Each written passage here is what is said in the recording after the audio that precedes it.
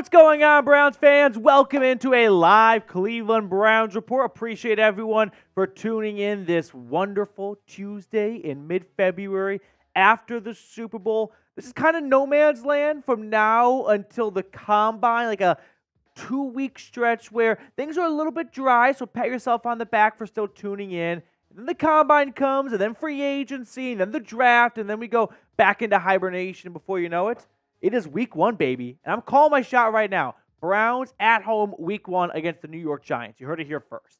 But we're going to run through a lot of fun trade rumors and free agency buzz and stuff like that on today's show. But before we even got the plane off the ground, Jeremy Stallman, ladies and gentlemen, works in the aviation industry with a $2 super chat. We need a solid wide receiver. Let's go Brownies. Jeremy, the Browns do need a solid wide receiver. I was thinking about this, like, get David Njoku and Elijah Moore kind of work in the middle of the field. Amari Cooper needs a running mate opposite him on the other sideline going north and south a little bit. Mike Evans is definitely tempting. Don't know if the Browns are going to have the budget for Mike Evans. We haven't seen wide receivers get a whole lot of money in free agency the last 2 years, and I think that's a product of two things. One, there haven't been many good wide receivers to hit the open market. Like, Alan Lazard got the most money, and he sucks, okay? That's a big reason. But I also think another big reason is there are so many good wide receivers coming out of the draft every single year. Everyone wants to play wide receiver these days. That's where the best athletes are going to in high school and college. So why spend a fortune in free agency when you can draft one, right? There's obviously a little bit of a risk factor in the draft, not knowing exactly how they'll pan out to be. But I wonder if Mike Evans has a high asking price that no one comes to, and the Browns maybe get him for a little bit cheaper than what he was hoping for. I mean, fingers crossed in terms of I want to see that happen for the Browns, but obviously Mike Evans, he's a Hall of Fame wide receiver. He deserves his dough. But Jeremy, appreciate your super chat. I hope you're doing well, my man. Joshua Miller with a $2 super chat. Josh, what's going on? Need a solid QB2 or solid wide receiver 2 more this offseason? I think the obvious answer or the quick answer would be wide receiver since you see them on the field every single week. But man, the NFL learned a tough lesson. And they learn this lesson every few years and then they forget about it, right? You know that old saying, it's like good times make soft leaders. Soft leaders make hard times. Hard times make good leaders. Good leaders make easy times. When you have a healthy quarterback for a couple of years, you start to forget how important a good backup is. And half the teams in the league learned that lesson this year. And the Browns were one of those teams. And so I think having a really good QB2 is maybe not as important as a wide receiver 2, but it's not very far back. So I would go with wide receiver 2 because the last thing you want is a good quarterback, but he's got no one to work with, or it feels like there's a little bit more left on the bone. If you need to take down the Chiefs, the Bills, the Bengals, you want to have as many firearms as you possibly can assemble. So I'd go with wide receiver 2, but man, QB2 is not far behind at all. Really quickly, we have another super chat rolling in we'll get to in just a moment, but usually we begin the show with shout out your city. I feel like that was getting a bit predictable. So, curveball. First Browns jersey you ever got. Give me the name down below in the comment section. First Cleveland Browns jersey you ever got. I'm giving shout-outs. Ryan Chowdhury's in the house. Good to see you, Ryan. I hope you're doing well. KD says Myles Garrett. Ryan says Nick Chubb. Josh says Tim Couch, the real number 2. I've got my Amari Cooper jersey in the room next door. People always think it's a Baker Mayfield jersey. And then the older fans go, that Tim Couch jersey? It's like, it's fun to see the different eras of Cleveland Browns fans right there. Josh Cribbs, elite. What's up, Trace? Yeah, DTR is back. I kind of just glossed over DTR. He is the backup quarterback. I think they're going to bring in another quarterback, though. And I think they're going to roll with 3 quarterbacks on the roster. So that backup role when you have 3 is kind of like in theory because you never go to the backup, hopefully. So it doesn't really matter who is declared the backup quarterback. Someone in the bullpen today here at work asked me, will they bring Joe Flacco back? I think they'll want to bring Joe Flacco back. I mean, who wouldn't after the way he played if something were to happen to Watson again? But I don't think Joe Flacco wants to settle for a backup role. And if another team offers him a job to compete for the starting role, I think he might go there. I'd say one thing I also think about is he going to want to sign before training camp and have to do all that, or is he going to be able to like a late? I think he wants to be with the boys. I could see that. All right, let's tell everyone about Game Time really quickly, Trace. KD, I see your super chat. Don't worry, we're going to get to you in just a moment, Mr. Durant. But first, I do want to tell everyone about our sponsor today, which is Game Time. So if you are thinking of going to, I don't know, say a Cavs game, a Guardians game in a few weeks or so, or any other local sporting event in your area, get started with Game Time today. It's super simple and user-friendly. All you got to do is download the Game Time app and then redeem code BROWNSCHAT for $20 off. So when you download the Game Time app, redeem this code right here, BROWNSCHAT for $20 off. What I love most about Game Time is you can get last-minute tickets. So if you are one of those spur-of-the-moment people, like I'm a big planner, so Game Time still works for me well, but I know not everyone is like me. So if you have some friends who are like, we'll think about it, like, well, let's not put it off to the last minute. And if they do put it off to the last minute, Game Time has your back because they've got the lowest price even after the event begins. So download Game Time today. Use that code BROWNSCHAT for $20 off your first purchase. Terms apply. But again, redeem code BROWNSCHAT. We put all that information in the comments and description of today's video. KD, what's going on, dude? You hear Justin Fields might go to the Steelers. I have heard some buzz for sure, some smoke coming out of Pittsburgh that there is some interest in Justin Fields. I think the conversation should really start with the Bears. Do the Bears want to move on from Justin Fields? I believe they do.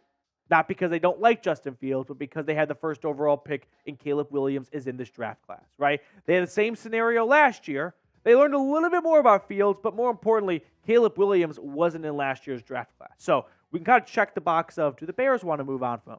I think so. So now it comes down to, they don't think they really care too much about where Justin Fields goes, right? This isn't a long-term quarterback that they're going to do right and let him pick his destination. It's going to come down to whoever can make the best offer. So here's where it gets interesting. Pittsburgh can make the best offer, I think, because they can offer a first-round pick, right? Other teams that could have interest in Fields, the Atlanta Falcons, they have the 8th overall pick, much better than Pittsburgh, but it's almost too good of a pick because they're not going to use the 8th overall pick on Justin Fields. But the Steelers are kind of right in that sweet spot of the mid-20s first-rounder that could conceivably be worth Justin Fields. But here's why I think it might not be that simple. What if Pittsburgh decides we don't want to give up our first rounder? And I could see why. Well, if they want to give up their second rounder, whoa. Now that second rounder is towards the end of round 2. Whereas a team like the Falcons, I think they could part ways with their second rounder, and it's a much better second round pick than the Pittsburgh Steelers second round pick. So I am hearing the Pittsburgh Steelers are interested. I would not rush or jump to conclusions that it's going to be a done deal.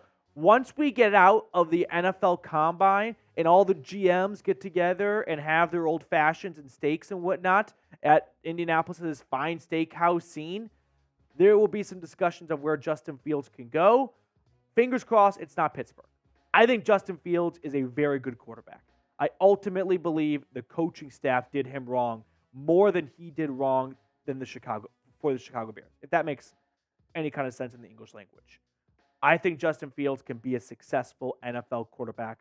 He needs to get rid of the ball quicker. He holds on for far too long, and that leads to missing good opportunities and leading to turnovers. Gets rid of that ball a little bit quicker, he's going to have a really good NFL career. KD, appreciate your super chat. But shout out your city for me now. Let me know where you are tuning in from. We got Brent Payne. Brent, I hope you're doing well. I always appreciate you supporting the channel. You are definitely one of the MVPs of the comment section every single day. Ace Williams, what did Brandon Aiyuk say on socials after the game? Brandon Aiyuk spoke to the media today as the 49ers were cleaning out their locker rooms, and it was the most diva wide receiver look. Just the overall get up and everything. It wasn't very approachable. It looked it looked like he was dressed for a football funeral. The all black kind of the shades on inside. And they were like, do you think you'll continue playing in San Francisco? And he's like, we'll see, or something like that. Obviously, there are some things to work out with his contract as he was one of the best wide receivers and he's entering his 5th-year option. I'm not going to read into what his girlfriend and what his best friend had to say. They should not be speaking for Brandon Aiyuk. That is insane. They are speaking through the lens of what can get him the most money and where do we want to live. And they just spent a week hanging out in Las Vegas, and they're like, this is awesome. We should live here. Okay? But what about the 6 months of the year when you're playing with Aiden O'Connell and Antonio Pierce instead of Kyle Shanahan and Brock Purdy? I think you might prefer the team that just went to the Super Bowl, and you shouldn't panic because you lost to Patrick Mahomes and the Chiefs. Let me know where you were watching. Ryan's in Dayton, Ohio. 80 people tuned in. 20 likes. Hit the thumbs up button. Hit the thumbs up button. Brent, what's going on, dude? Boo Steelers.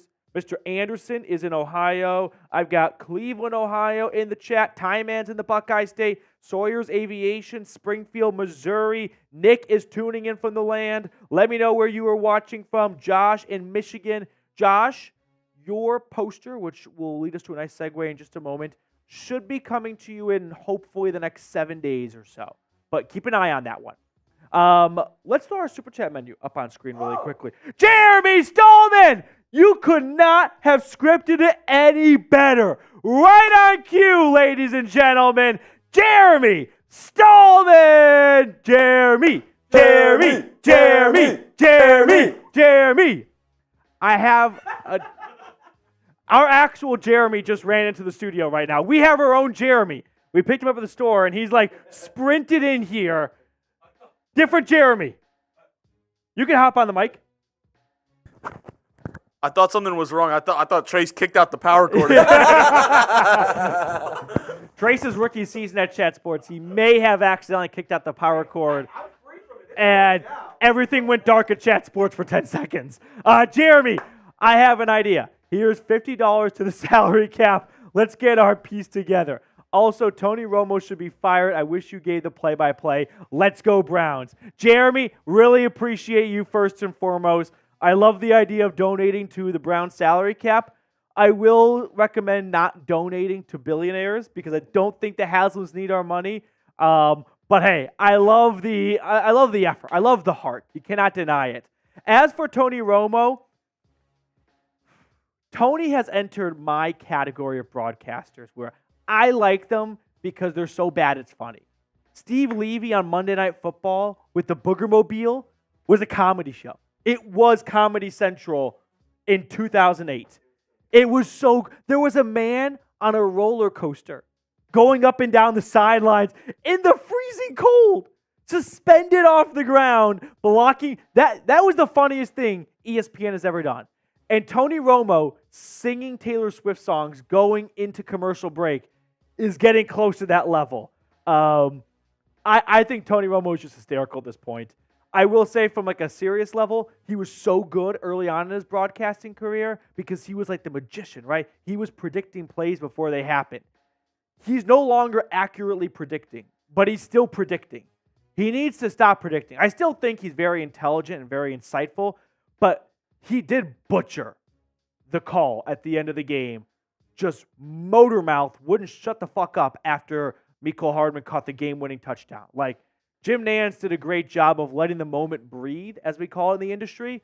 And then Tony Romo, just like the Kool-Aid man, just ran through that wall. It's like, Tony, like, let the moment breathe for Chiefs fans. Stop diving into the X's and O's. Okay. Here we go. So, Jeremy, appreciate your super chat. That's actually what I was just getting to. We have a really cool thing we're doing here. If you are just tuning in, we're doing this for the entire month of February. And what it is, it's like a month-long giveaway raffle. So instead of doing it every single watch party like we did during the season, this will stretch over the entire month. So a $2 super chat today, this is our deal of the day. It's just for today only.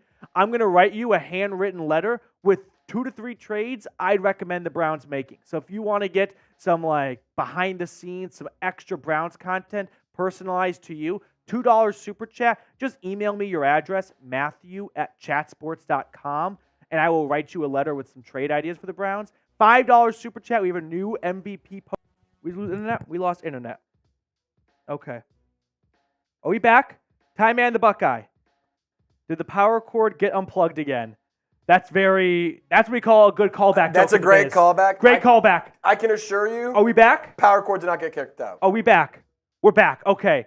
I don't know when you guys lost me. Can Jacob or Ty Man tell me at what stage in the menu you guys lost me so I don't have to repeat the entire thing? Ty Man, let me know how far I got into my little spiel because I don't want to bore everyone with the same information. Who broke YouTube? I don't know. Ty Man, do we have to start all over? I really hope not. I don't think so.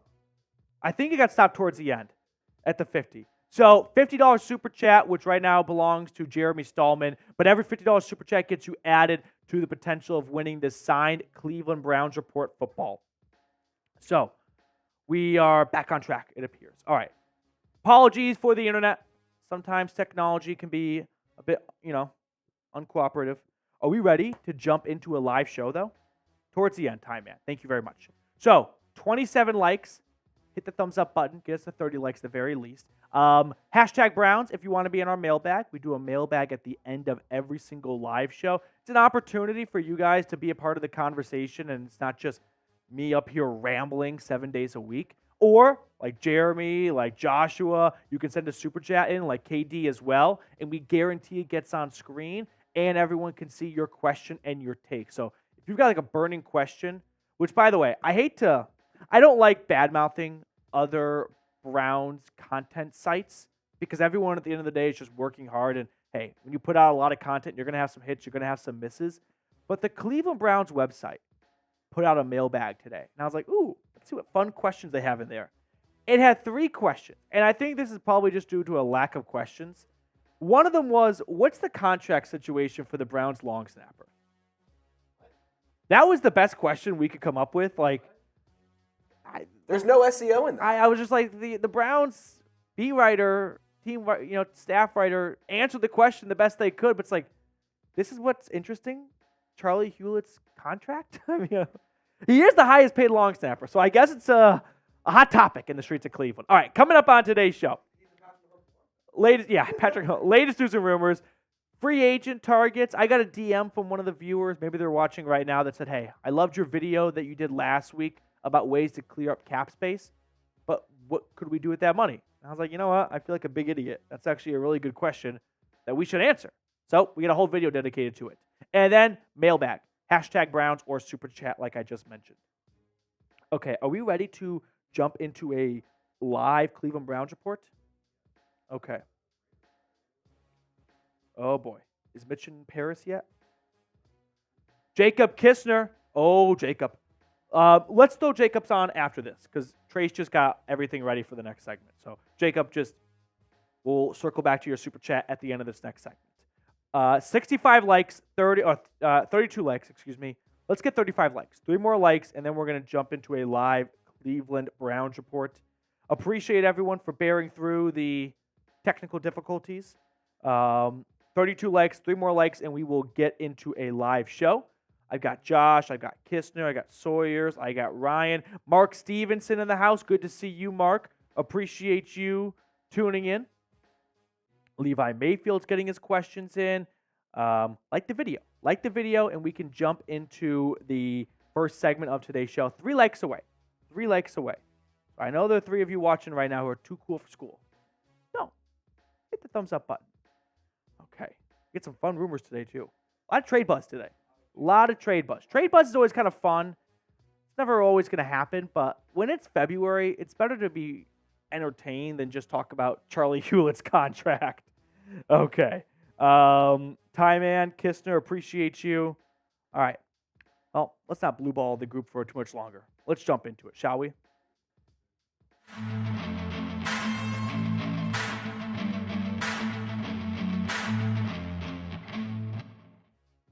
What's going on, everyone? Welcome into the Cleveland Browns Report. We got a fun rumor roundup on today's show across the National Football League, and we'll talk about whether or not the Browns could inject themselves into some of these national storylines going on. So let's get into our first segment of today's show, which is surrounding the Philadelphia Eagles pass rusher Haason Reddick. Could the Browns trade for Haason Reddick? Will the Browns trade for Haason Reddick? However you want to frame it, however you want to ask it. Giving it one burning head. I don't think it's fake news. I think there is some shreds of truth to at least the possibility of Cleveland trading for Haason Reddick. Now, if you don't know what I'm talking about, let me catch up to speed, and then we'll look at it through the lens of the Cleveland Browns. So Haason Reddick is entering the last year of a very team-friendly 3-year, $45 million contract where he has outperformed that contract by a mile, and he is seeking an extension. And I don't think that's crazy for him to think, right? 30 years old in September, and he's coming off back-to-back 10-plus sack seasons. Why wouldn't he want to have some long-term security? Now, here's where things get a little bit interesting. We first had Ian Rappaport say that the Eagles have granted Haason Reddick permission to seek a trade. And then we had Haason Reddick talk to Jordan Schultz from Bleacher Report, where he said, I never asked for a trade. I want an extension. And the Eagles said, well, we may have to look into trade options if they can't come to an agreement on an extension. My first initial reaction was, the Browns don't necessarily have like a dire need to trade for Haason Reddick, but they also did trade for Za'Darius Smith last year when not many people had that on their radar. They signed Okoronkwo in free agency. They drafted Alex Wright the previous year. They drafted Isaiah McGuire in this past draft. Like, they had made some additions to the defensive line, specifically the edge position, and yet they still traded for Za'Darius Smith. Why? Because we are learning every single year what Andrew Berry really values. And on defense, it's edge and corner. He is always making additions at those two spots. So I think that's why it gets one Bernie head as to why Za'Darius Smith, why Haason Reddick could have a chance of coming to Cleveland. But ultimately, this is a contract dispute, right? Haason Reddick, like we just talked about, is entering the last year of his deal. He's been extremely productive. He wants an extension. It all makes sense. The Eagles, on the other hand, they have some bills to pay, right? Jalen Hurts is no longer on his rookie deal. A.J. Brown's on a monster contract. Devontae Smith is going to get paid soon. There are going to be some guys they have to let walk or trade before they let walk. So if the Eagles and Reddick are nowhere near on an extension, I could see Philly letting Reddick explore the trade option and trade the market and then see what kind of extensions he could get, because surely any team that trades for Reddick is also going to extend him very shortly afterwards. And if Reddick comes back to the Philadelphia Eagles brass and goes, these are the extensions I could get with these teams, well, kind of like Deshaun Watson, then Philly calls those teams and goes, all right, looks like you guys have a good idea and something in place of what you could pay Reddick. Now let's talk about trade compensation. Now, Haason Reddick, as we just looked at, 4 straight years, 11-plus sacks in all 4 years. You might not think Haason Reddick, elite edge rusher, but if you're just going off sacks alone, which we all learn that's not the only way to evaluate edge rushers, but it is definitely an important way, he's 4th in sacks since 2020. Trey Hendrickson 3rd. Like, these are two guys that I just don't think that really pop up to the top of your mind as some of the best edge rushers over the last 3 seasons or so. Nick Bosa got injured, so that's a big reason why he's not right there with TJ Watt and Myles Garrett. But Haason Reddick, sneaky productive over the last 4 years. Now, what could a trade look like? Well, I think the Eagles want a first rounder. Why wouldn't they? He's 29 years old. He's got 1 year left on his current deal. It's a very team-friendly contract for how productive he has been. Why wouldn't they want a first? Fortunately, the Browns do not have a first to give. So this is the best I could come up with. A second-round pick. I'm sure the Eagles would want more, but this may be a situation where they ultimately don't get what they feel he is worth because not a lot of teams are calling or not a lot of teams want to extend Haason Reddick, but the Browns do.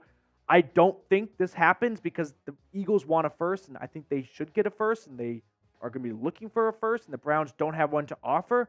But let me know, would you do this trade? Yes or no? If you were Andrew Berry, right now, gun to your head, would you part ways with this year's second-round pick for Haason Reddick? Just right off the bat. Don't be afraid. Get in the comment section and let me know. For me, it comes down to, at some point, we got to draw a line in the sand about no more giving up assets, draft picks. They trade away this second-round pick, 2024, 2023, 2022, 3 years, with not only no first-rounder, but also no second-rounder. That, maybe I'm being a pussy, maybe I'm just being cowardly, but that's just too long to go without having a first or a second rounder. That's just too risky. It's just too risky in my eyes. So I would pass. Let another team do it. I'm sure it'll work out well for them. But the Browns got to start getting some cheaper talent because they can't pay everyone, right? So for that reason, I'm passing. Okay, moving on to our second rumor. Are some extensions coming soon for Kevin Stefanski and Andrew Berry? Yeah, 4 Bernie heads, baby. Believeland. It's happening. Stefanski and Andrew Berry both signed 5-year contracts when they joined the Browns. Those are expiring soon. And after the tremendous 2023 season where they won 11 games, got the 5 seed, despite all the injuries they incurred, I think the Haslams know they have a really good duo in Stefanski and Berry, and they want to keep them together in Cleveland. Now, before we get on to the rest of today's show and talk about those extensions, give me 60 seconds to tell you guys about Game Time. So if you are thinking of going to a local sporting event, whether that's a Cavs game, another NBA or NHL game in your area, or maybe a concert or a comedy show, really doesn't matter. Anywhere that sells tickets, well, use Game Time to get those tickets and then save $20 on said tickets when you download the Game Time app and use code BROWNSCHAT. I put all that information in the comments and description of today's video, but if you are thinking on a last-minute trip or a last-minute excursion to a game, use Game Time because they've got the lowest price guaranteed for last-minute seats. So once again, download the Game Time app and use this code BROWNSCHAT for $20 off. I have put all that information in the comments and description of today's video. Shout out to Game Time for supporting the Cleveland Browns Report. Game Time. Last-minute tickets, lowest price guaranteed. Now, Jeremy Fowler recently wrote a long article with what he's heard throughout Super Bowl week, and I wanted to share this little quote from it with you guys. Expect contract extensions to occur for Cleveland Browns coach Kevin Stefanski and general manager Andrew Berry sometime this offseason. Both have matching 5-year deals that are set to expire after the 2024 season. They performed well this past year to execute a playoff push, and all signs point to them being in Cleveland for the foreseeable future. I 100%, not even 99, 100% for Bernie heads expect and believe an extension gets done for Kevin Stefanski and Andrew Berry. I don't think I really have to twist anyone's arm. I would at least hope not at this point. I understand that there is a division of Browns fans that are just so used and just grew up and all they knew was hate the coach, hate the GM, they suck, fire them, wash, rinse, repeat. I am here to tell you and check you out of that rehab and say, that's not normal. The rest of the NFL does not fire coaches as often as the Cleveland Browns did. So when you've got a coach that led you to the playoffs twice and won 2 AP Coach of the Year awards, you should extend them, right? Even if they don't have a Super Bowl in the first few years. Look how long it took Andy Reid to get his first Super Bowl, okay? Bill Belichick, people forget, like, it wasn't all roses in New England. There were some tougher times before that as well. So, 100% extend these guys. As for the timeline to do it, what's the rush? They're not going anywhere, right? Whether they do it tomorrow, the next day, the next week, the next month, I don't really care, and I'm not really going to read into if it doesn't get done soon, there's a problem. Today's a good day to do it. Tomorrow's a good day to do it. Any day this offseason is a good day to do it. But how confident are you in this Browns regime of Andrew Berry, Kevin Stefanski, and Paul DePodesta? Scale it 1 to 10. 1 being you are just a pessimist and half glass empty kind of guy, and there is no way this is going to go well. I don't know what more you need to see from these guys.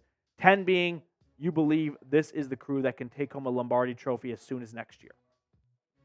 Let's move on to our third and final rumor today, a Brandon Aiyuk trade. Is that in the works potentially for the Browns? I'm going to give it 1 Bernie head. I do think, similar to the Haason Reddick trade, it's not a 0% chance. And a big reason why it's even getting 1 Bernie head, I'd actually even put it like 1.5 Bernie heads, is because we are dealing with Blockbuster Berry, Mr. Andrew Berry, who loves to make trades. But let me back up for a moment, because I think I got ahead of myself.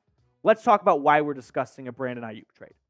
So, after the Super Bowl loss to the Chiefs, Brandon Aiyuk posted on his Instagram story, "Don't forget what got you there." A lot of times when athletes post stuff on there, I'll be honest, I have no idea what it means. I have to go to the comment section to figure out what that cryptic message means. But even this one, I understood pretty quickly, which is you had a second-team All-Pro receiver in Brandon Aiyuk who helped get you to the Super Bowl, and then he had, I think, 3 grabs for about 50 yards in the Super Bowl and was wide open in the end zone in overtime. So he is voicing some frustration of, how did we get to the Super Bowl? By throwing it to me. What are we not doing in the Super Bowl? Throw it to me. So he's upset, okay? Then again, I feel like the more diva, there's like a perfect ratio of diva to productive wide receiver. And you need a little bit of diva in your wide receiver. And that's what you're getting here. Now, his girlfriend, Rochelle, she hopped on social media and recorded a video of herself and said this: "Okay, this might have been the last day we touched foot on Levi Stadium. Me and Braylon," that's their son, "because we might not be out here next season." What? Okay. First off, Brandon Aiyuk had his 5th-year option pickup. He is under contract for 2024. The Niners are not going to release him. He's not a free agent. So the only way he's not there next season is if San Francisco trades him, which I don't think they are interested in doing. I understand that losing a Super Bowl the next couple of days, some frustrations are going to come out, and that's just somewhat of a, natural human instinct, but I am not letting what a girlfriend says on a Twitter video dictate the future of wide receivers in the National Football League. This is just an overreaction. But that wasn't the end of it. We also had Brandon Aiyuk's brother. I think it's just a best friend that's like a brother to him. He posted on Instagram with a whole bunch of stuff, and he even talked about going to Las Vegas. My theory on what happened is they all went to Las Vegas for the week, of course, had a great time. Who doesn't? And said, "We should live here." Yeah, that sounds like a fun idea until you think about the football season when you're ditching Kyle Shanahan and Brock Purdy to play with Aiden O'Connell and Antonio Pierce. What? No. Brandon, if you're watching, yes, it'd be really cool if the Browns traded for you.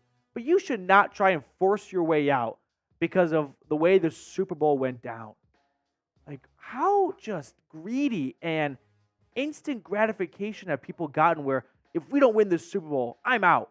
Dude, you've been in the NFL 4 years and you've gone to playoff games and deep playoff runs. Settle down a little bit. This is not a good time to force your way out.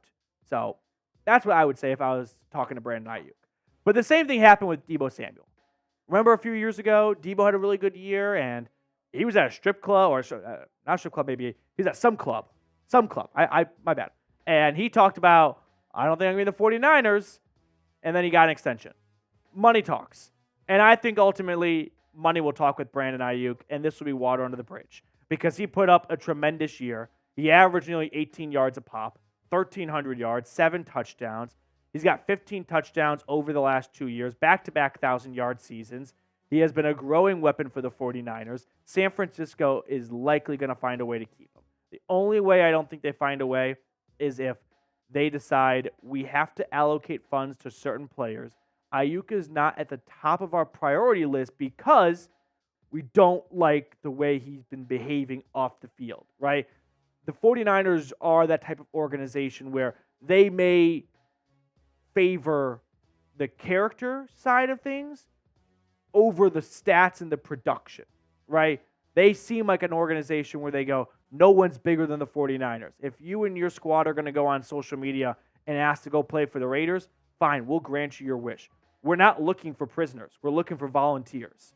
So I ultimately think an extension will get done with the 49ers. But if it does get to a point where he wants out and the 49ers are willing to play ball, I think this is what it costs you. It's next year's first. The 49ers are not taking anything less than a first rounder. They used a first rounder to get him. He has been very productive. And if he entered this year's draft, he's not leaving the top 16. Now, they may not get a top 16 pick out of him, but the Browns, we're going to have to unfortunately offer next year's first rounder because they don't have this year's first rounder. And now we're talking 4 straight years without a first round pick. So for those 2 reasons, not having a first rounder this year and equating it to 4 years without a first rounder, and then having to pay Brandon Aiyuk, I don't think it's in the cards. But it is Andrew Berry we're talking about, so I'll give it one Bernie head. Okay, let's pick a card to wrap up today's show. Feeling good this week. Feeling good. Feeling good? You should see what Cullen comes up with. Cullen comes up with the most elaborate paths to his card. Really? Oh, yeah. All right, what do you want to go with? I'm going to go King of Clubs. King of Clubs. Give me 2 of diamonds. Come on. Give me some Mardi Gras luck. 6 of diamonds. Ah. 6 of diamonds. All right, that's going to do it for us on today's show. Really appreciate you taking time out of your day to come hang out with us. We will sign off, and we will catch up with you guys later. If you have not subscribed, consider going ahead and doing so. Lock yourself in for the best free Browns content. Mr. Green, what's going on? It was Mr. Green in the conservatory with the lead pipe. Should the Browns draft or sign a running back in case Chubb is not ready to return week 1? 2 more Chubb helmet ticket, please. Go Browns. Done and done on the last part. Tim, I'll kind of jump in and say this should not be about in case Chubb's ready, not week 1. I would be blown away if Chubb is ready week 1. He got knee surgery in November. Think about OBJ for a moment. Again, not the same human, different knees, different bodies, but still. He got knee surgery in October. We actually tore his ACL in October. I can't remember right now if he got the surgery in October or early November. But the point is, Odell Beckham Jr. missed the first 3 weeks of that following season. Nick Chubb suffered a much more serious knee injury. Nick Chubb, I would be shocked if he plays week 1 next year. Now, last year, Javonte Williams, when I say last year, I should give some years because now it's a bit confusing. 2022 season, Broncos running back Javonte Williams suffers a major knee injury, similar-ish to Nick Chubb, if you will, in October. And he was actually ready for first day of training camp 2023. So it was done last year, but that was like a medical miracle. I don't know if you can count on 2 miracles happening for the running back position. So should the Browns draft or sign a running back? Yes, they should. They should not go into 2024 going, let's hope Jerome Ford can hold it down until Chubb comes back. Because even when Chubb does come back, there is probably going to be a month or so of tuning up and things like that. He's not going to hit the ground in the first week he returns in week 3, week 4, week 5, whatever it is, and be back to peak old Nick Chubb. No, they should add a running back without a doubt. Tim, appreciate you. I hope you're doing well. Jacob Kistner, just because I love some PD mail. Jacob, salute to you. Mail will go out hopefully tonight, picked up tomorrow. So hopefully that means Wednesday, Thursday, Friday. You either get it Friday or Saturday, at the very latest Monday, with some trade predictions. Kistner, just email me, again, Matthew@Chatsports. That way you can kind of bump up to the top of my email box so I can get your address. Otherwise, I got to just dig down and find it. So appreciate you, Jacob. Joshua, said it last week, never bet against Mahomes. Josh, this will sound weird to some of you guys, but every once in a while I do think about all the usual suspects of the channel for the takes you guys give. And I was watching the Super Bowl thinking, Josh in Michigan right now is thinking, I freaking told you, PD, don't bet against Mahomes. And I was thinking, I can't wait to tell Josh on Tuesday when they were up 10-0. I knew to stand by it. I knew to stand by this. Didn't work out. Didn't work out. I'm probably going to bet against the Chiefs every single Super Bowl because I'm going to think this is the year they kind of come down. And I'm going to get burned every year. But when I'm right, I'm going to be the loudest one saying, I told you guys this was the year. Okay. Get those questions in. Hashtag Browns or Super Chat. Can we throw up the Super Chat menu really quickly, by the way? I know we got some new viewers tuned in. So if you're a little confused on what Tim was talking about for the Nick Chubb helmet, I've got this autographed Nick Chubb helmet. And a $10 Super Chat gets you entered into a raffle to win this bad boy. We're going to do that at the end of the month, though. It's going to build up throughout the entire month. So every single live show throughout all of February, we're just going to add to it. So it's not a done deal after 1 week. So $10 Super Chat, and you could get this signed Nick Chubb helmet. $50 Super Chat, which right now it's a one-man race with Jeremy Stallman. We've got a official Cleveland Browns report football. So I'll sign it and we'll mail it to you. $50 Super Chat to compete with Mr. Jeremy Stallman. And then finally, I got to add some names to it. We got a new MVP poster. New MVP poster. What do we think? Do we like it? Do we love it? Give me your thoughts. Grade it. I think it's pretty cool. I like it. If I can hold it straight. So, new MVP poster for the off season. We're going to add everyone that sends a $5 super chat. We'll write your name on this bad boy, and it'll stay here for the entire off season. So, got a lot of fun stuff going on in the Cleveland Browns report world. Okay, let me add some names. While I add some names, can you give some shout outs really quickly, Mr. Trace? Can everyone just do me a quick favor? Shout out your favorite Browns player on the roster right now, and I'll give you a shout out. Cool Guy says, sorry guys, I'm back. Had to do something. All good, Cool Guy. We do take attendance, so your attendance for the offseason took a little bit of a hit there, Cool Guy. Just kidding. He likes Deshaun Watson. Ty Man likes Joe Flacco. I'm surprised that Joe Flacco is over David Njoku and Myles Garrett and Amari Cooper. There's Cooper from Sawyer's Aviation. Cool Guys laughing. All good, Cool Guy. Hope you got what you needed to done, brother. Jeremy Stallman. Boom! There's one. That's one. And now Tim Green's coming up on the board. Jacob Kistner says the poster's a 9.8 out of 10. Love it, Jacob. Love it. Joshua Miller, Martin Emerson Jr., Joe Flacco. Ooh, that's a good one. That's a great one. Tim Green. Right there, baby. Good stuff, Cool Guy. Glad you got it done, my friend. Thank you go. for coming back, too. Okay. Are we ready to jump into our next segment? Okay. I got all these knickknacks around me. I also keep playing with the football. I need to put the football. You hold it. I keep holding it when I'm off screen, and then I had to put it down. But it's kind of hard to hold because it's a little slippery. The white part it's got no grip to it. It's very slick. All right, let's jump into a free agency targets video. That is what we have on tap next. Are we ready? So last week, I put out this video, which was a 5-step plan for the Browns to get below the salary cap. And one of our viewers reached out to me and said, hey, love the video. What should the Browns do with the money they freed up in this cap space? And I felt like a big idiot because I was like, that's actually a really good point. So on today's video, we're going to talk about some of the free agents the Browns could pursue after freeing up some cap space. Now, if you'd like, you can pause this video and go watch this one first because it's not impossible to understand today's video without this prior knowledge, but I think it might help a little bit more. So we're going to jump to where we ended this video, which is after making all the moves that the Browns could do going into this offseason, they could have $51 million. So, again, if you watch the previous video, you'll understand more of where that $51 million can come from. It's restructuring Deshaun Watson's contract, extending Nick Chubb, stuff like that. But I think it's important to look at the 2023 free agent signings for the Browns because it goes to show the Browns are very okay, especially the Haslams, with spending money. They spent a total of 122-ish, give or take a few $1,000 million in total free agent contracts last offseason.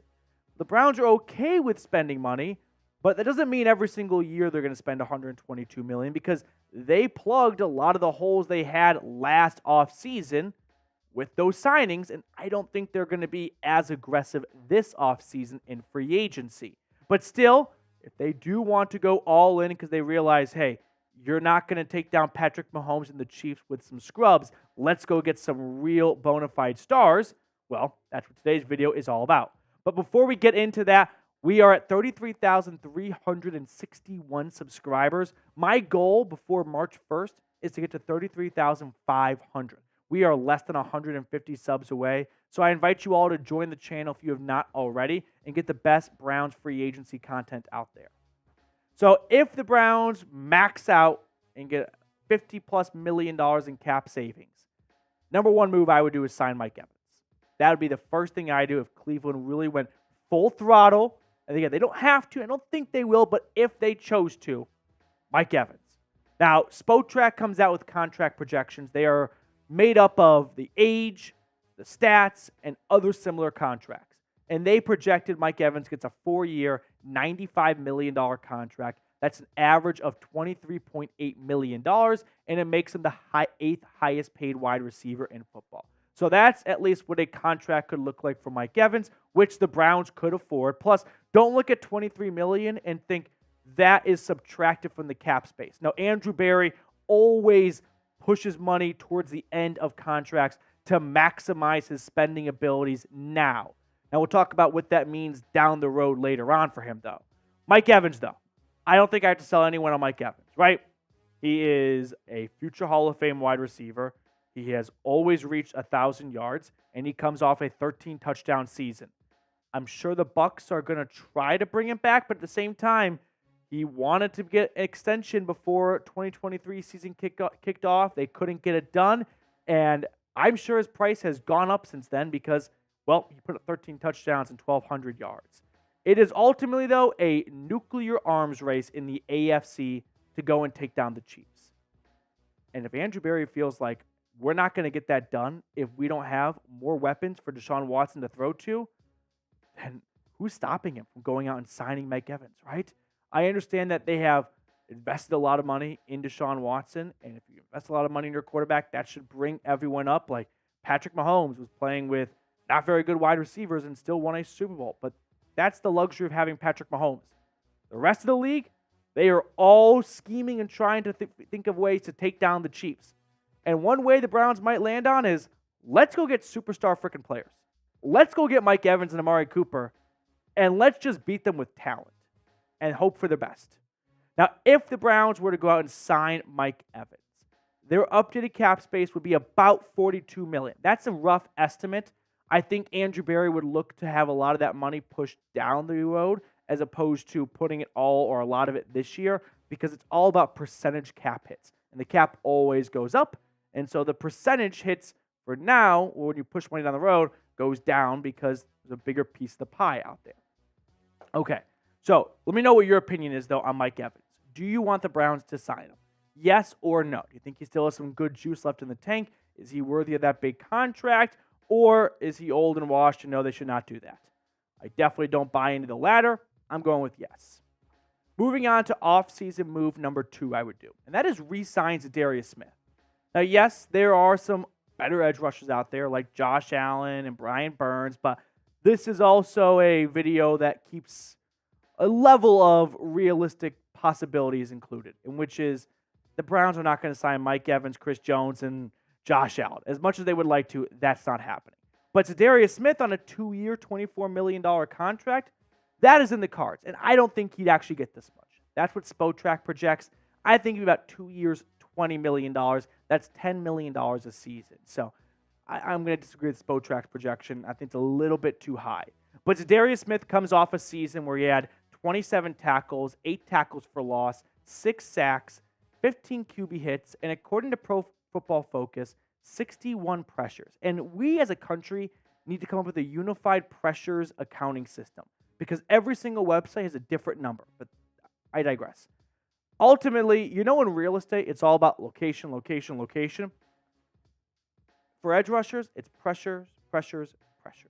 If you can generate pressure on the quarterback, sure, that might not always result in a sack, but it more often than not results in a blown play for the offense, where the quarterback throws it away and it flips from 2nd and 10 to 3rd and 10, right? Or it results in the quarterback checking it down when he could have gone deep to a big play, but that was wiped away because of the pressure.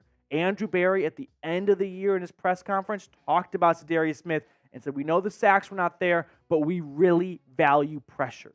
And Za'Darius Smith generated a lot of pressures. And I think it's one of those things where it's kind of like in baseball. When you hit a foul ball home run where you just barely miss on a homer and it just turns foul, you know that the batter is still a good batter, and eventually he's going to start getting into a rhythm. And unfortunately for Za'Darius Smith, he was generating a lot of pressures and just couldn't quite get them down to sacks. But I'm willing to bet on Za'Darius Smith getting back to the sack column if he continues to generate those pressures in 2024. Now, if you don't want Za'Darius Smith, here are some other free agent edge rushers out there. Josh Allen and Brian Burns and Danielle Hunter are the top 3 guys. I think Allen and Burns are likely to be re-signed by their current teams. If not, maybe the Browns. No, the Browns are just not going to be able to afford them because they're going to want contracts bigger or the same size as Myles Garrett. And Cleveland can't dish out 2 of those types of contracts. Danielle Hunter, I think, is going to get too much money for Cleveland to afford. Bryce Huff is an under-the-radar name to watch. Chase Young obviously has some local ties. That's a one to keep an eye on. Jonathan Grenard, his former D-line coach, is now in Cleveland. Maybe that could swing him over to the Browns. You got Za'Darius Smith, like we just talked about. I don't see Clowney returning, that's for sure. And then Uche and Leonard Floyd are some other guys to watch as well. Now, if the Browns re-sign Za'Darius Smith, they'll have a ballpark cap space of $35 million. So they still have some money to spend. We're going to look at what the Browns should do next with that $35 million to spend in just a moment. But first, Game Time, our sponsor today, has an awesome deal for the Dog Pound, which is $20 off with the code BROWNSCHAT. Let me tell you about Game Time first, though. Download the Game Time app and get tickets to your local sporting events, whether that's Cavs, Guardians, a concert, whatever it might be, wherever you might be. Game Time has you covered, and they're giving you all $20 off when you download Game Time and enter promo code BROWNSCHAT. Now, I've put all that information in the comments and description of today's video, but if you are trying to catch a Cleveland Cavaliers game or any other sporting event, make sure you use Game Time, because what I love about Game Time is you can get an awesome view of your seat before you purchase your ticket. No one likes showing up to the venue or the arena and having no idea whether you're at the top row, the bottom row, whether you can see anything, or if everyone looks like ants on the field. But with Game Time, you know exactly what you're getting before you even get there. Download Game Time today, promo code BROWNSCHAT. Move number 3, I would make. Sign Tony Pollard. This is not me coming for Nick Chubb's job. I'm Team Nick Chubb. I'm team bet on Nick Chubb. I believe Nick Chubb can bounce back from this injury. But we do have to acknowledge the very real and very likely and most likely scenario, which is Nick Chubb is not available for the start of the 2024 NFL season. And in that case, the Browns should have a better backup plan than Jerome Ford.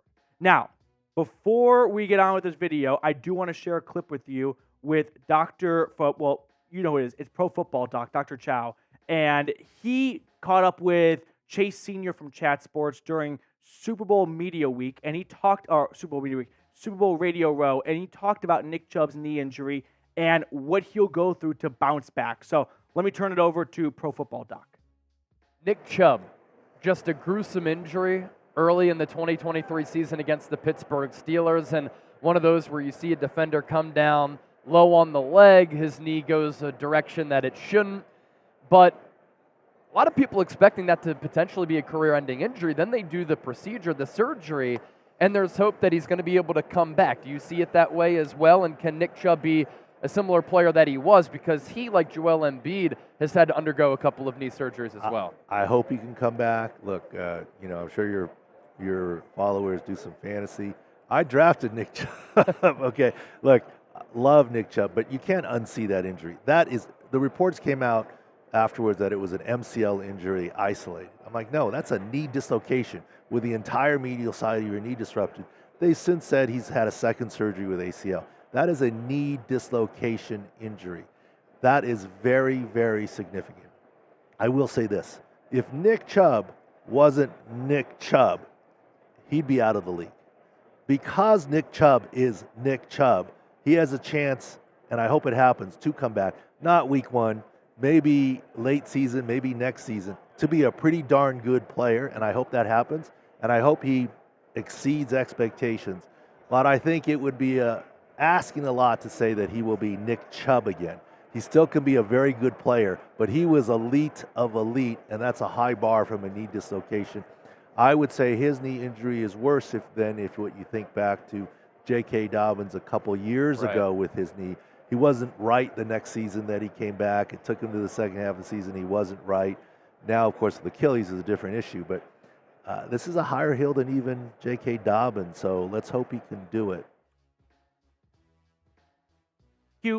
There it is. Thank you to Dr. David Chow for sitting down with Chase Sr. and shedding some of his insight on Nick Chubb's injury and his recovery. And that is why I would like to see the Browns sign a running back, and hopefully a running back like Tony Pollard, because Jerome Ford as the starting running back for 4 to 6 weeks, every single game last season with Jerome Ford, it just felt like, man, we cannot wait for Nick Chubb to come back. And I think the Browns would regret going into the 2024 season with only Jerome Ford on this team's roster, minus maybe a low-level rookie holding down the fort until Chubb returns, which is why I think Tony Pollard would be an excellent addition for the Browns. Now, let's talk about Tony Pollard because he was an all-time fantasy bust this past year. Just got over 1,000 rushing yards, but his average went down from 5.2 to 4 yards a clip. Now, he's still young. He's 26 years old. He's always been a good receiving threat as well. 311 receiving yards last year, 6 total touchdowns, but that's half of what he had in 2022. And all this means he's going to be cheaper. And I ultimately think Tony Pollard was really snake-bitten last year for 2 reasons. One, he broke his ankle at the very end of the previous year. We like to believe that over the offseason, athletes just get like a health boost and they all go back up to 100, but that's not the case. So I think the ankle injury slowed him down. And then Dallas went extremely pass-happy with Dak and CeeDee Lamb. And it worked. So if it ain't broke, don't fix it. And I think Tony Pollard, because of those 2 factors, saw his role diminish in Dallas' offense. So I'm open to signing him, and this was Spotrac projected, a 2-year, $13 million contract. May not even be 2 years. You can do him for a 1-year contract potentially. But I would like a better placeholder until Nick Chubb returns than Jerome Ford. And I'm a bigger believer in Tony Pollard than Jerome Ford. Now, some other free agent running backs here. Saquon Barkley, Josh Jacobs, Derrick Henry, Tony Pollard, Austin Eckler, all names to keep an eye on. The Browns are not going to be able to be swinging for Barkley, Jacobs. I don't think Henry. I think Derrick Henry is going to get a decent contract, actually. But Pollard and Eckler, these are 2 names to keep an eye on if the Browns don't feel like Nick Chubb is going to be even close to the start of the season. If they're like, hey, we're not going to have him until after Halloween. If it's not even until November, I'm not interested in Pierre Strong, Jerome Ford, and a rookie holding down the running back room for the first 8 weeks of the year. Go get Tony Pollard. Now, if they've signed Tony Pollard, their cap space gets down to ballpark $31-ish million. Again, rough estimates. So, should the Browns sign a running back? Before we get on to the next 2 steps of my free agency plan after making all those cap-saving moves, S for sign, P for pass. Give me your thoughts down below in the comment section. 4th move, sign Lavonte David, the Tampa Bay Buccaneers linebacker. So, why Lavonte David? One, I've always felt like he's one of the best linebackers in football that just doesn't get enough appreciation and recognition, right? 133 tackles in 2023. He is 33, 34 years old, and he's playing like he's 23 still. He's one of the all-time best coverage linebackers. 4.5 sacks, 17 tackles for loss, 5 pass breakups, 1 forced fumble. Lavonte David can still play at a high level. And if you don't think that older linebackers can still play well, Bobby Wagner went down to L.A. after the Seahawks moved on from him and had the best season any linebacker had that year, and the Seahawks regretted it so much they brought him back. So I'm a believer in Lavonte David can still play at a high level. Now, we do have to have a difficult conversation, which is, what does that mean for Anthony Walker and Taki Taki? Anthony Walker carries a much bigger role in that locker room. He's a huge leader, and when he's not on the field, his absence is felt. But my concern is, what's your confidence level in Anthony Walker's health? Because if your argument to re-sign Anthony Walker is the Browns play better with Walker than without, okay, I get it. But if you think / have good reason to believe he's going to miss time, then why even put yourself in a spot where you are dependent on him when all thing he's been like accountable to do for the last 3 years in Cleveland is miss games? And hey, injuries suck. I'm not assigning blame to him, but we do have to acknowledge that he has missed a lot of time in Cleveland. And if, you like the Browns defense with him more than without him, I get that. But maybe they should find a different middle linebacker, period, and one that can play the full season. Now, here's what I think Lavonte David could go for. A simple 1-year, $5 million contract. Given his age, I don't think he's going to be able to command a lot of money in free agency. And then add in the fact that linebackers just don't get paid a whole lot. Lavonte David steps into the middle of this defense. He helped the Buccaneers win a Super Bowl. I'd love to see him help Cleveland win a Super Bowl as well. And if the Browns do sign Lavonte David, along with the other moves that we made, their updated cap space would be about $28 million. So $28 million after making those 4 moves. They still have some more money to spend. They are not going broke. So with that being said, 5th and final offseason move. Re-sign Maurice Hurst. I thought about this one for a while, and I'm open to changing it, but for now I'm going to go with Maurice Hurst, and I'll tell you why. You have 3 free agents at the defensive tackle spot. Jordan Elliott, Maurice Hurst, and Shelby Harris. All 3 guys played outstanding, giving the expectations and the overall bar that was set for them going into 2023. Jordan Elliott, of course, like all players in a contract year, had his best season. Maurice Hurst, who has battled injuries throughout his entire NFL career, really felt like he was finding a home in Cleveland. And then Shelby Harris was just an excellent addition to the rotation at his age, but there was no belief that he was going to be a long-term fix at defensive tackle. I think one of those 3 guys is going to return. I don't think it's going to be Shelby Harris. So now we're down to Jordan Elliott and Maurice Hurst. I think Jordan Elliott could get more money in free agency, and the Browns might look at that and go, you know what? We actually like Maurice Hurst better. And so if he's the cheaper of the 2 and our preferred candidate, it just makes too much sense. So how about a 2-year, $5 million contract? That's $2.5 million a season. That's doubling what he made last year. Maurice Hurst is coming off a pec injury that he suffered about 2/3, 3/4 of the way into the 2023 season. Should be ready to roll by week 1 next year. I know he wants to return to Cleveland. I know Andrew Berry is a big fan of his impact in the locker room. For me, it's a perfect marriage. Let's get Mo Hurst back on the Browns and get him with Dalvin Tomlinson, Siaka Ika, and another rookie defensive tackle, and let's roll. Now, the updated cap space after making all 5 of those moves, still $26 million. Again, rough estimate, but if you make all 5 of these moves here, you're going to have some money to spend afterwards. Signing Mike Evans, re-sign Za'Darius Smith, sign Tony Pollard, sign Levante David, and re-sign Maurice Hurst. There are some bigger names out there that I did not include because ultimately, like I said earlier, you're not signing Mike Evans, Chris Jones, and Josh Allen. But sign Mike Evans, bring back Smith and Hurst, add Pollard and David, and that's a team I can roll with in 2024. So grade my GM duties, A, B, C, D, or F. How would you grade the 2 re-signs and the 2 additions? Let me know what your thoughts are in the comment section, and we get to pick a card. So, Mr. Gerard, which card do you want to go with to wrap up the show? I'm going to be rolling with the 9 of diamonds. 9 of diamonds? Yes. For 5 moves, 5 of hearts.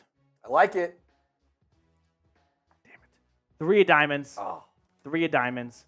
All right, that will do it for us on today's show. Appreciate everyone for tuning in, taking time out of their day to come hang out with us here at the channel. We will sign off and see you all later. I just filmed an Office episode right there. How long was that? Okay, well, hopefully no one had any plans to watch anything on Netflix. Do we know if Pam and Jim are together yet or what? Pam and Jim just walked up to Pam's desk, and then Roy walked in. So we had to turn around. Yeah. That's how far we are in that relationship that episode. Gotcha. Mm-hmm. Okay. Grade my signings. Come on, don't be afraid. Don't be afraid. Tim Green, B+. Appreciate it. Josh, B+. What do we think? Ty Man, B. Okay. AFX, good to see you, buddy. Hope you're doing well. Let's go. Don't be afraid. I'm a big boy. I can take it. No one's giving me an A. It's fine. Not going to cry. AFX is giving me like a European letter grade. 86%. No standard U.S. grading system.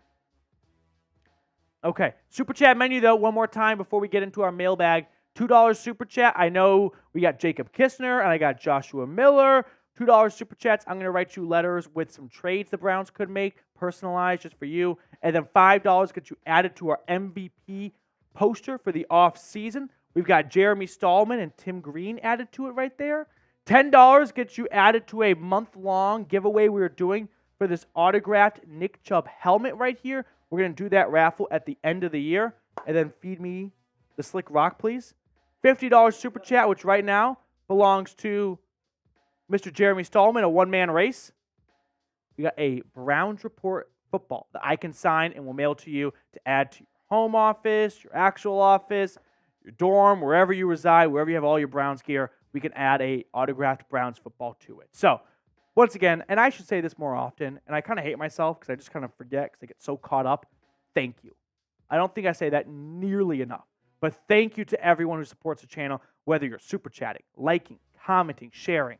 I know those are typical YouTube cliche stuff, and when I'm a consumer, I'm like, all right, we get it. Relax. But when you're on this side of the camera and you have the YouTube analytics fingertips away, you have no idea how important that is to the success of a channel. So, thank you guys so much. Okay. Are we ready to jump into a mailbag? Okay. Let's do it. Mailbag time here on the Cleveland Browns Report, answering questions from our live show, which aired Tuesday at 5 p.m. Eastern. Is that from Get Hard? Mayo, would Travis Kelce ever come to Cleveland to retire a Brown? Travis Kelce from Northeast Ohio, from Cleveland Heights. Would he ever come to Cleveland to retire a Brown? Probably not. I don't think that's because he doesn't want to play for the Browns. He has talked about how he loved the Browns growing up and all that stuff, but ultimately, he just screams Kansas City Chief for life. And if that means Kansas City holds on to him for an extra year when maybe he's washed in a few years, they'll do it because he's been that important to them. So unless Kelce wants to come play for the Browns and he opts to leave Kansas City to do so, I don't think that's likely going to happen. But it would be cool. There's no doubt about it. So this got me thinking, though. Who's the better tight end? Travis Kelce or Rob Gronkowski? I think Gronk is the overall better tight end, but Kelce's going to have a better career because Gronk suffered so many injuries. But if the two guys play the same amount of games, I think Gronk is a little bit more of a impactful tight end than Kelce. But we're talking 199 overall. Levi Mayfield, I wouldn't be upset if they pick up Calvin Ridley, to be honest. Ooh, Levi. Let's talk about Calvin Ridley. I think the Jags are going to bring him back, but if they do bring him back, they owe the Falcons a second rounder. So if they're not in love with Calvin Ridley, they could let him walk so they don't have to give up a second rounder for a player that they're kind of on the fence about. But I'd be interested in Calvin Ridley. I do think he possesses some great vertical threats, and that would complement Amari Cooper. I think Calvin Ridley would be a sneaky free agent target to watch for. I don't know if I want to be the team that pays him, kind of like what the Jags paid Christian Kirk, but I could have some interest in Calvin Ridley. There are other guys I like more, but ultimately, if the Browns get priced out of people like Mike Evans, maybe Calvin Ridley's a sneaky target to watch for. So I can get behind Calvin Ridley, but he's not at the top of my priority list. Lil Beam, what do you think about the Browns drafting Xavier Legette, the wide receiver from South Carolina? He had a really tough Senior Bowl, Shrine Bowl combination performance, if I recall correctly. What do I think about it? I'd be open to it in maybe the third round. I'm getting very, very mixed reports on where to expect the Gamecock to go. I don't think he's going to go round 1. Could go round 2, could go round 3. I think there are better options, though. I like Franklin out of Oregon more. He's just not very high up in my personal draft ranking. So what do I think about it? If it's an early day 3 pick, yeah, I can sell myself on it. If it's the Browns' first pick, I'm not going to be too jazzed up about it, but I'll watch some more film and maybe I'll have a different opinion by April. Joshua Miller, would swap signing Mike Evans for Michael Pittman, younger and maybe cheaper?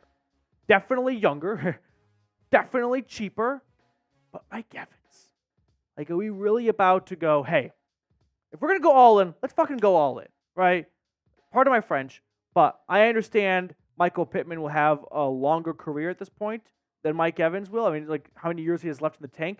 But if we're talking about let's make a big blockbuster move, then let's go make a big blockbuster move, right? If you're going to buy an expensive car, get the best trim. Like, go get the best tires. Don't half-ass something expensive. Don't go to a steakhouse if you plan on ordering chicken because you don't want to pay for the prime rib. No. If you're going to go there, ball out. If you're going to spend $22 million on a wide receiver, spend $25 million and get the wide receiver you want. I'd rather see Mike Evans in Cleveland. Josh, I do appreciate the question. Ryan Chowdhury, Za'Darius Smith or Chase Young?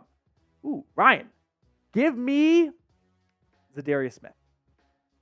I just have one too many concerns with Chase Young and some effort issues.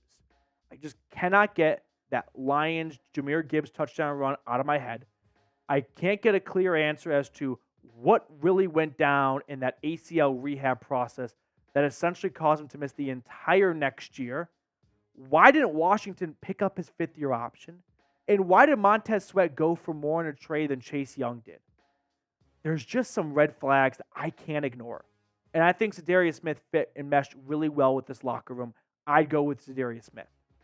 Now, before we get on to the rest of the questions on today's show, I want to tell you guys about an awesome deal over at Fanatics, which is this Brownie the Elf t-shirt right here. It's on sale, 30% off. So if you want to add to your Cleveland Browns wardrobe, go to chatsports.com/elf shirt and get this Brownie the Elf t-shirt, 30% off. I put that link in the comments and description of today's video.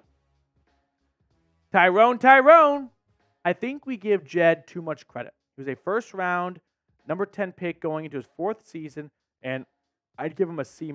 I would rather try Conklin or Jones at left tackle than have Jed be the starter.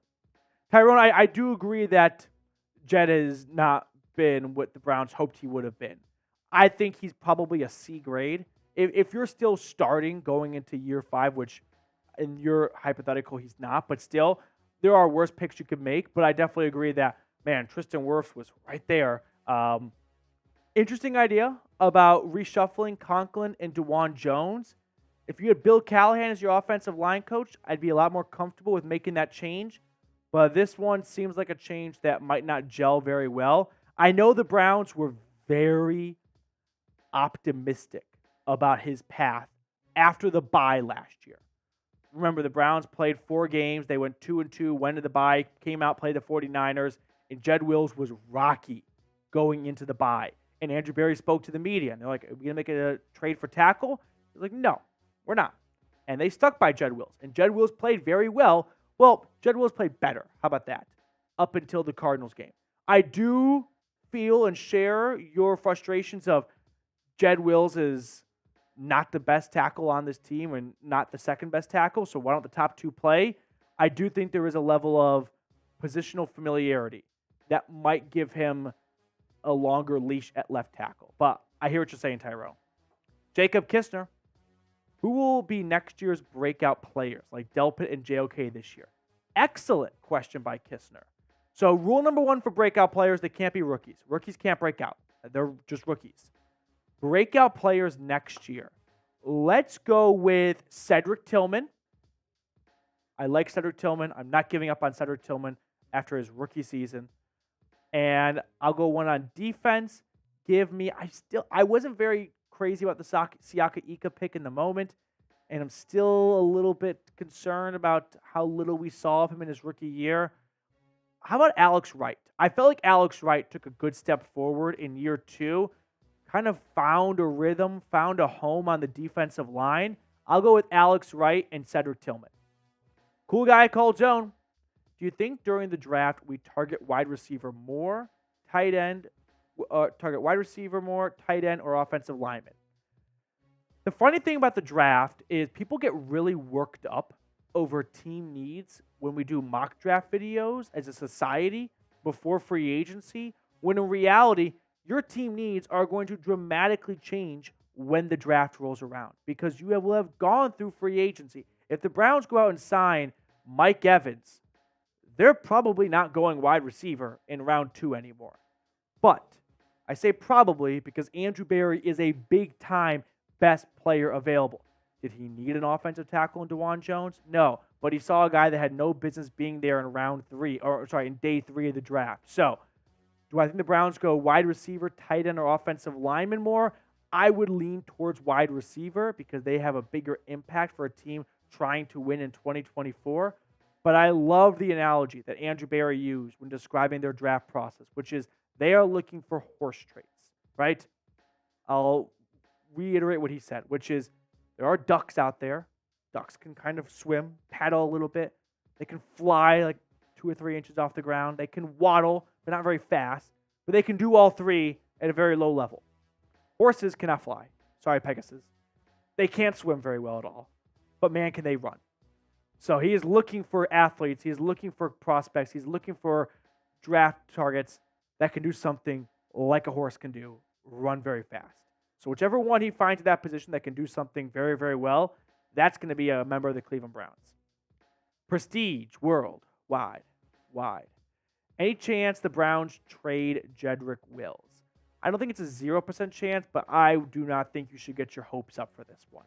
I think the Browns internally are a much more upbeat, positive franchise on Jed Wills than the fan base is. I don't think the two are even in the same zip code, actually.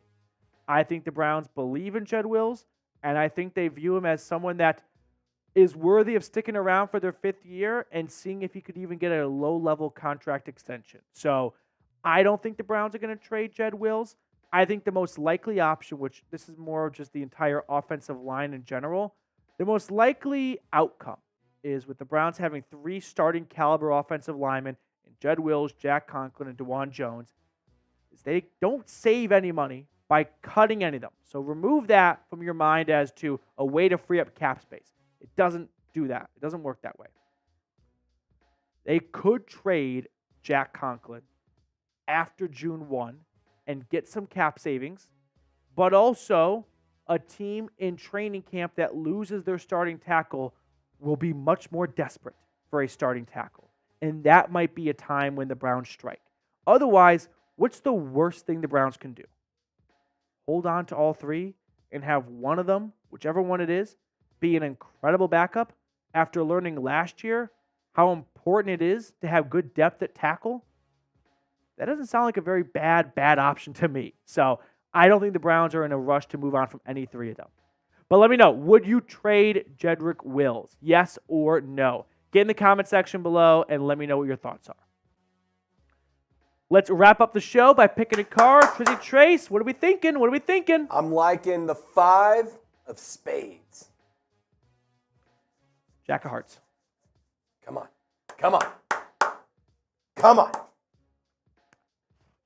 10 of Hearts. That one's for Ray Bidding. 10 of Hearts. All right. That's going to do it for us on today's mailbag. Thanks so much for tuning in. Enjoy the rest of your day. We will be sure to keep up and catch up with you guys later. If you have not subscribed, go ahead and do so. And if you are subscribed, join the Noti Gang. Click the little bell icon. That way you do not miss a single thing whenever news drops. Oh, Jacob Kistner was close. Gordon Hayward off the back iron, 10 of diamonds. Ooh. Okay. Super chat menu. Keep some super chats rolling in. We can keep the lights on. Otherwise, we do have to sign off and get on out of here so someone else can take over Studio F today. My home. Mm-hmm. Okay. Tim Green, they need to put the dog emblem on the field. You talking about the one that they came up with last offseason? I like it. I don't love it. Pardon? There were very mixed reactions and mixed reviews. I even got a T-shirt of it. I hardly wear it anymore. I don't like it enough for the 50-yard line. I'd rather even just have the Browns helmet or Brownie the elf. Yeah, the elf fucks. Okay. Appreciate you guys for taking time out of your Tuesday, as always, to come hang out with us. Are you coming to trivia tonight? Okay. Should I ask a trivia question? Okay. Here we go. Trying to think of a good one. I can't believe I spend so much time. I got some good sports ones. Ooh, hit me. Okay. I'll give you college basketball. Okay. Okay. This SEC team was ranked dead last in the media preseason poll, but is currently ranked 15th. Vanderbilt. No, Vandy was definitely picked to finish towards the bottom, and they are still towards the bottom. Bama's good. Georgia is not. It's a good idea, but no, they're not as good. I'm not good with who's bad in college basketball. You ready? Yeah. South Carolina. Oh, really? Yeah, they were supposed to be awful. They're 15th in the country right now. Interesting. Okay, There you go. Tim, don't say Tennessee. That wasn't nice at all. I got a new phone case. The last one broke. Shaylin's here. Hello, Shaylin. Hi, Shaylin. Joshua Miller. Team offers a first for DeJuan Jones. Should we do it? Josh, like these are one of those like questions where it's never going to happen because no team would offer a first for DeJuan Jones. It would actually, and this is going to be a very nerdy answer, I need to know what first round pick is it. If it's the 32nd pick, I'm saying no. Because if DeJuan Jones went in this year's draft, he would go before 32. Like that's a little bit of I say egregious. I remember ESPN did a redraft of last year's draft, and DeJuan Jones went first round. So you're going to take a new first rounder and hope he's as good as him? But if a team calls with the 12th overall pick, yeah, I'll probably take that. I was going to say, do you know what your cutoff would be? Is it like cutoff 15? would be, I'll tell you this much. Here's the thing about the draft that I love the draft. Players, 32 guys go round one every single year. And then as a football society, we go, you went round one, you're supposed to have round one talent. The issue is the talent drop-off from 2 to 8 is like this. From 8 to 28 is like this.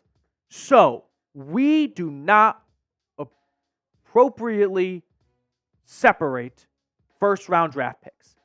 Just because you went round one doesn't mean you are a first-round talent type of receiver. It means, or I don't know why I said receiver, player. It means 32 guys had to be picked. You're part of the top 32, but that doesn't mean that teams looked at you as that's a first-round type of talent. It means there may have been that draft, only 20 to 25 guys. The GMs go, that's first-round worthy talent. And then the last 7 picks are, well, we got to pick someone. Doesn't mean that they'd go round one in every single year's draft, right? I view round one talent as you could take them and put them in any single draft and they'd still go round one.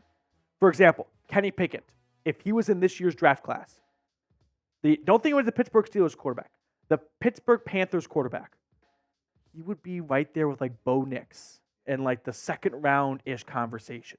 But he went round one because someone had to go and he was the best quarterback that year. Okay, Debbie. Okay, let's throw up Debbie's question, and then we'll wrap up with that. Josh, really appreciate your question, though. You're the man. Debbie, what's going on? Debbie in 3. Debbie in 2. I'm going to break my computer if I continue playing this ball. $50 super chat. Debbie's not pulling? Okay, I'll read it out loud. It's okay. Petey, without thinking, all right? Blurred out Browns record next year, 12-5. My prediction is 14-3, Super Bowl bound Browns champions. You know, Debbie, I will say that. I said 12-5. I'm going to stick by 12-5. It's funny because Trace is our producer today.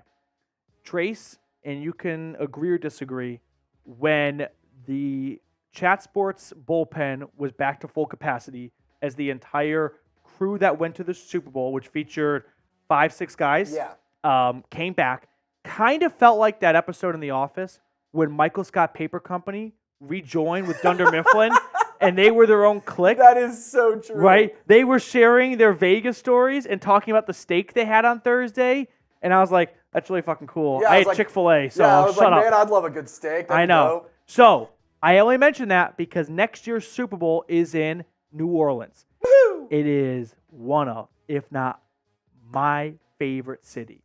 Petey, we got to go. And I need the Browns We got to go. to go to the Super Bowl. We got to go. So I can go. That's what I'm hoping for. I love New Orleans. We're gonna speak it into existence today. I got so many great New Orleans stories. I love New Orleans.